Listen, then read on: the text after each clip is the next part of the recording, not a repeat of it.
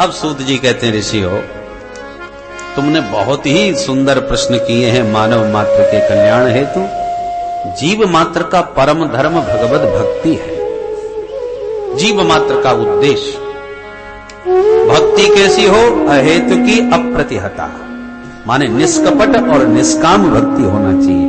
यदि ऐसी भक्ति हमारे भीतर जागृत हो गई तो जनयत्यासु वैराग्यम ज्ञानम च यद हेतुकम। भक्ति यदि आपके भीतर सच्ची है तो ज्ञानम वैराग्यम च आसु जनयति, आपके भीतर ज्ञान और वैराग्य का अपने आप ही जन्म हो जाएगा। भक्ति के ही तो बेटा है ज्ञान और वैराग्य। तो भक्ति होगी, अरे मां होगी तो बच्चे पैदा होंगे, पर मां का मातृत्व तभी पूर्ण होता है जब पुत्रवती बने। ऐसे ही हमारी भक्ति की सार्थकता तभी है जब भगवान के स्वरूप का हमें बोध होने लगे और जगत से हमें वैराग्य होने लगे। भजन तो खूब कर रहे हैं पर रस संसार में ही आ रहा है और भगवान में आकर्षण भी नहीं हो रहा, तो आपकी भक्ति बंध्या है। मां जैसे पुत्रवती बनने पर गौरवान्वित होती है, ऐसे ही भक्ति की सार्थकता तब है जब ज्ञान और वैराग्य आपके भीतर भक्ति में जन्म लें। अन्यथा ज्ञान बिना भक्ति और वैराग्य बिना भक्ति, उसकी शोभा नहीं, बंध्या भक्ति है। बोलो राधे राधे। राधे राधे। ज्ञान बिना भक्ति हो तो कैसी होती है? माता जी पहुंच गई पूजा करने के लिए ठाकुर जी के पास, और यदि मंदिर में प्रवेश नहीं हो पा रहा और माता जी को बतासे का भोग लगाना है तो बतासा फोड़ा और ये चढ़ा, जय ठाकुर जी महाराज। और अंदर तक कहीं प्रवेश मिल गया तो पता चला बतासा या रबड़ी जो भी भोग लगाना ठाकुर जी के मुंह में भर दी। अब पूजा कैसे करी जाती है, भोग कैसे लगाए, वो उसका ज्ञान कुछ नहीं है। उनकी तो भक्ति है और श्रद्धा है कि ठाकुर जी को हमें पूजना है, अब जैसे समझ में आवे वैसे पूज दिया। तो ज्ञान बिना भक्ति की शोभा उतनी नहीं होती। भक्ति तो हो पर उसका ज्ञान भी होना चाहिए, भगवत सेवा कैसे की जाती है इसका बोध हो। अच्छा, भक्ति भी है और ज्ञान भी है। कैसे पूजा किया जाता है, सेवा का स्वरूप क्या है, हम अष्टयाम सेवा से भी परिचित हैं, सेवा पूजा से भी परिचित हैं और भक्ति भाव भी बहुत है। पर वैराग्य ना हो तो पता चला सेवा पूजा करके बैठ गई, ज्ञान है इतना मंत्र जाप करना चाहिए, ऐसे मंत्र जाप करना चाहिए, मंत्र में बोलना नहीं चाहिए, सब ज्ञान है। माता जी पूजा सेवा से निवृत्त होकर के अब भजन करने बैठ गई भगवान का, परंतु वैराग्य विहीन स्थिति यदि हो तो क्या होती है कि माता जी भजन तो कर रही और दृष्टि चारों तरफ घूम रही है, घर की व्यवस्था ठीक ठाक चल रही है कि बहू ने नहा लिया कि नहीं, और पता चला कि बहू पड़ोसन के आने पर गप्पे मार रही है उससे बैठी बैठी, और उधर चूल्हे पर दूध बन रहा है और सासू जी भजन कर रही है। अब उन्हें गप्पे भी सुनाई पड़ रही हैं बहू की और उधर दूध भी उफनता दिख रहा है। अब इधर माला की स्पीड, ज्यों ज्यों दूध उफनता जावे त्यों तो सासू जी की माला तेज होती जावे। अब बेचारी बोल सकती नहीं, ज्ञान है, बोल नहीं पा रही, फिर भी अब पूरी ताकत लग रही है, आंखें लाल हो रही है, अब बहू फिर भी नहीं सुन पा रही और माला तेज हो गई। आज माला पूरी कर लूं, अपना नियम पूरी कर लूं, खबर लूंगी इसकी। बहुत गप्पे मारती रहती, करना धरना कुछ नहीं, सब दूध बर्बाद कर दिया। जितना दूध बर्बाद नहीं हुआ उतना अपना खून जला लिया, ये हालत हो जाती है। कहने का तात्पर्य है कि वैराग्य के बिना भक्ति हो भी तो भी एक समस्या ही रहती है। भक्ति की सार्थकता कब है? जब भगवत स्वरूप का भी ज्ञान हो और जगत से वैराग्य हो। आज नहीं तो कल बहू को तो जैसे करना वैसे ही करेगी, तुम कब तक अपने इशारों पर चलाओगे? तो जितने क्षण प्रभु के पास बैठे उतने क्षण तक प्रभु का होके बैठे, जगत का होके नहीं। तो ऐसा ज्ञान और वैराग्य से संपन्न जब भक्ति होगी तो भक्ति सार्थक है, माने पुत्रवती भक्ति है, ज्ञान वैराग्य से युक्त भक्ति माता है। तब उनकी शोभा होती है। तो जनयत्यासु वैराग्यम ज्ञानम च यद हेतुकम्। जितने भी धर्मानुष्ठान किए जाते हैं वो केवल भगवत भक्ति के लिए होते हैं। आपने पुरस्चरण बहुत किए, तमाम अनुष्ठान कर डाले, पर भगवान की कथा में रुचि नहीं आती, भगवान की लीलाओं में आनंद नहीं आता, तो हमारे सूत जी महाराज स्पष्ट कहते हैं श्रम एव ही केवलम। पूरा परिश्रम कर रहे हो, अभी आपको भक्ति की सार्थकता प्राप्त नहीं हुई, वास्तविक भक्ति आपको नहीं मिली। जैसे पतिव्रता पति की सेवा तो करे, पत्नी है सेवा तो करनी चाहिए, परंतु पति की रुचि समझ में ना आवे, तो पति की रुचि न समझती हुई और पति कुछ कहे कुछ चाहे और पत्नी कुछ और करे, उल्टा सीधा व्यवहार करे, तो इसका मतलब वो पति के रुख को ठीक से समझी नहीं। और सच्चा यदि प्रेम है तो उस प्रेम में ये चमत्कार होता है, जिससे सच्चा प्रेम यदि आप करेंगे तो उसको कहने की भी आवश्यकता नहीं पड़ेगी, आप उसके रुख को देखते ही उसकी रुचि समझ लेंगे कि इस समय ये क्या चाहते हैं। तो सच्चे प्रेम का ये चमत्कार है कि मन की बात भी जान ले। सेवा भक्ति में तो वो शक्ति होती है। श्री नाभा गोस्वामी जी महाराज, गोस्वामी तुलसीदास जी महाराज के समकालीन संत नाभा जी, जब 5 वर्ष के बच्चे थे अंधे पैदा हुए थे, अकाल पड़ गया, भोजन के लाले पड़ गए, तो माँ बाप ने सोचा कि अंधे को कहां लिए फिरेंगे, तो जंगल में ही उस बच्चे को छोड़ दिया और माता पिता चले गए। बच्चा जंगल में पड़ा रहा, अंधा तो था, जाए कहां। इतने में श्री स्वामी अग्रदास जी महाराज निकल पड़े जंगल से। ये रामानंद संप्रदाय के संत थे। बच्चे को जब जंगल में खड़ा देखा तो पूछ दिया, बेटा कौन हो और कहां से आए हो इस जंगल में? बालक ने आंखों में आंसू भर के कहा, महाराज ये यही जानना चाहता हूं कि मैं कौन हूं और कहां से आया हूं। स्वामी जी इस उत्तर से बड़े प्रभावित हुए। बच्चा होनहार है, प्रसन्न हो गए, हाथ में कमंडलू का जल लिया, प्रभु से प्रार्थना करके जो उसकी आंखों में मारा, तुरंत उस बच्चे में नेत्र ज्योति आ गई। बालक समझ गया मुझे समर्थ संत मिले हैं, चरणों में आत्मसमर्पण कर दिया और स्वामी जी के साथ ही चला गया। ऐसी जबरदस्त सेवा करी उस बालक ने श्री अग्रदास जी महाराज की कि वो क्या सोच रहे हैं, उनके मन की बात वो जानने लगा। अग्रदास जी महाराज मानसी सेवा करते थे ठाकुर जी की। कमरे के अंदर आंख बंद करके बैठ गए और मानसी सेवा में ठाकुर जी के पास मन से पहुंच गए और मन से ठाकुर जी को नहला रहे हैं, धुला रहे हैं, खिला रहे हैं, पिला रहे हैं, सुला रहे हैं, सारी सेवा मन से, क्रियात्मक कुछ भी नहीं। पुराने जमाने में पंखे चलते नहीं थे, गर्मियों का समय था।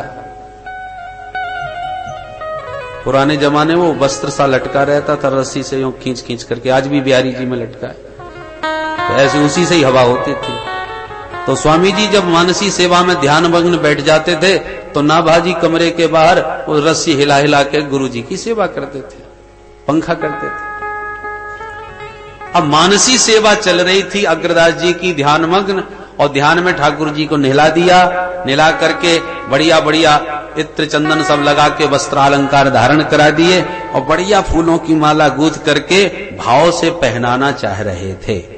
माला गूंथ ली, हाथ में भी ले ली, और जैसे ही पहनाने को हो गए कि उनका एक कृपा पात्र शिष्य उद्योगपति व्यापारी था, पानी के जहाज से बहुत सारा धन लेकर के, वैभव लेकर के, संपत्ति लिए जा रहा था। अचानक तूफान ने लहरों में उसके जहाज को घेर लिया और इतनी जोर से जहाज डगमगाने लगा कि किसी भी पलट सकता था, समुद्र में डूबने ही वाला था कि आर्त भाव से पुकार उठा, हे गुरुदेव रक्षा करो, हे गुरुदेव रक्षा करो।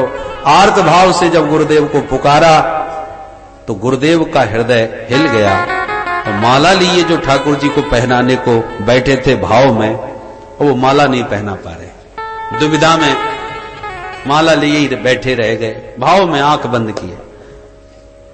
गुरुदेव दुविधा में हैं, ये बात नाभाजी बाहर बैठे बैठे जान गए, और किस दुविधा में है वह भी समझ गए।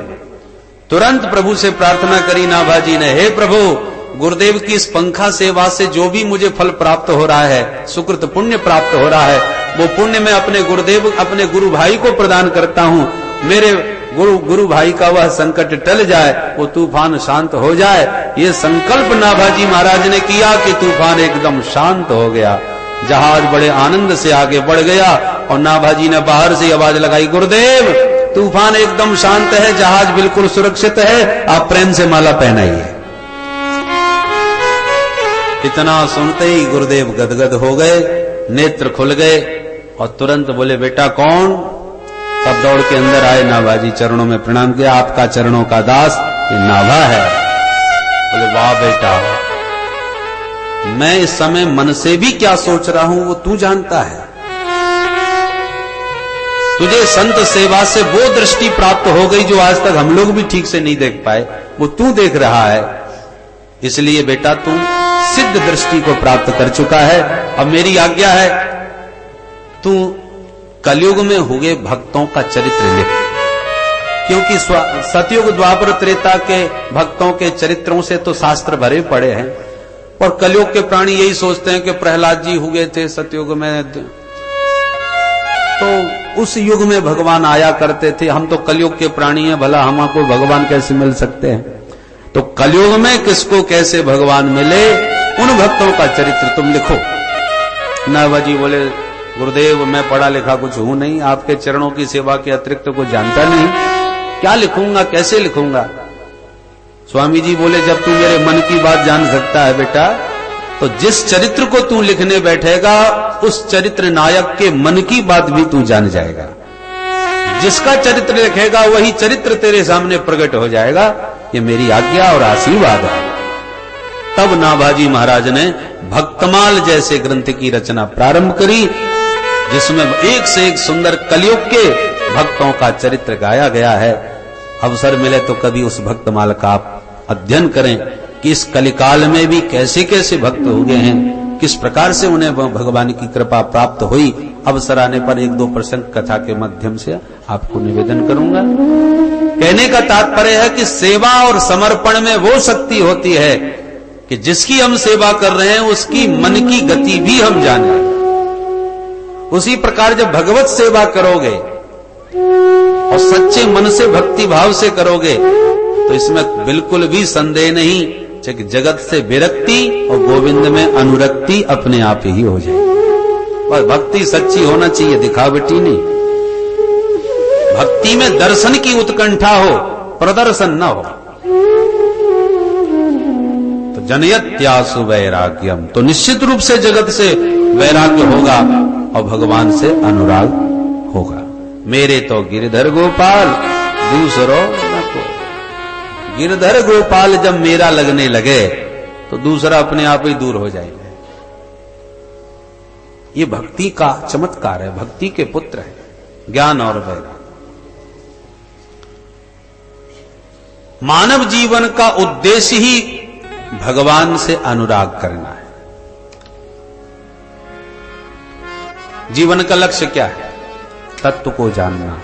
सूत जी स्पष्ट कहते हैं, बहुत काम कर लेना जीवन की सार्थकता नहीं है। एक गधा जिंदगी भर कितनी मेहनत करता है मालिक के लिए, कितना कितना बोझा ढोता है, और बोलो मालिक ने कभी धन्यवाद दिया है? वाह बेटा, तूने मेरे लिए इतना समर्पण किया, अपना जीवन मुझे झोंक दिया। किसी गधे को कोई धन्यवाद नहीं मिला। जब मिला तो दो डंडे ही मालिक के खाने को मिले, और काम का नहीं रहा तो धक्का मार के और भगा दिया। उस समर्पण और उस मेहनत का क्या फल मिला? इसलिए बहुत कर्म कर लेना जीवन की कुशलता नहीं है। कर्तव्य पालन करना चाहिए, पर कर्तव्य पालन में ही पूरा जीवन समर्पित कर देना यह बुद्धिमानी नहीं। परम लक्ष्य को मत भूलो। परम लक्ष्य क्या है? भगवत प्राप्ति, उस तत्व को प्राप्त करना, समझना। सौनक जी बोले, ये तत्व क्या चीज है? तत्व की परिभाषा क्या है? तत्व की परिभाषा देते हैं। वदन्ति तत्तत्त्वविदः तत्त्वं यद् ज्ञानमद्वयम् ब्रह्मेति परमात्मेति भगवानिति शब्दते। वदन्ति तत्तत्त्वविदः तत्त्वं यद् ज्ञानमद्वयम्। सूत जी कहते हैं, ऋषियों, तत्व ज्ञानी एक तत्व को ही विविध नामों से जानते हैं। एकम सद्विप्राह बहुधा वदन्ति। तत्व एक ही है, पर ज्ञानियों से पूछा जाए तो ज्ञानी उस तत्व को कहेंगे कि ये ब्रह्म है। योगियों से पूछा जाए तो वो उसी तत्व को परमात्मा कहेंगे। भक्तों से पूछा जाए तो वो उसी तत्व को भगवान कहेंगे। ब्रह्मेति परमात्मेति भगवान इति शब्दते, ये शब्द संज्ञा है, तत्व वही एक है। तो प्रश्न उठता है, ब्रह्म में, परमात्मा में और भगवान में भी भेद है क्या? बोले हाँ, बहुत भेद है। क्या भेद है भाई? प्राय हम लोग ब्रह्म कहें चाहे परमात्मा कहें चाहे भगवान कहें, एक ही बात समझते हैं। बोले एक ही नहीं है, भेद है उसमें। भेद क्या है? बोले ब्रह्म का मतलब है जो व्यापक हो, निर्गुण निराकार जो तत्व है उसका नाम है ब्रह्म। और सगुण साकार तत्व जो है उसका नाम है भगवान। और सगुण निराकार जो तत्व है उसका नाम है परमात्मा। जरा गंभीरता से इस विषय पर ध्यान दें। एक उदाहरण से देखें, ये बिजली है। बिजली तो पहले भी थी, परंतु पहले निर्गुण निराकार के रूप में बिजली व्याप्त थी, हमारे प्रयोग में नहीं थी। पर बिजली की शक्ति तो थी, भले ही हम उससे अनभिज्ञ थे, वो हमारे प्रयोग में न थी, फिर भी आज से 100 साल पहले भी बिजली तो थी, बिजली की शक्ति तो थी, पर वो शक्ति निर्गुण निराकार के रूप में व्याप्त थी।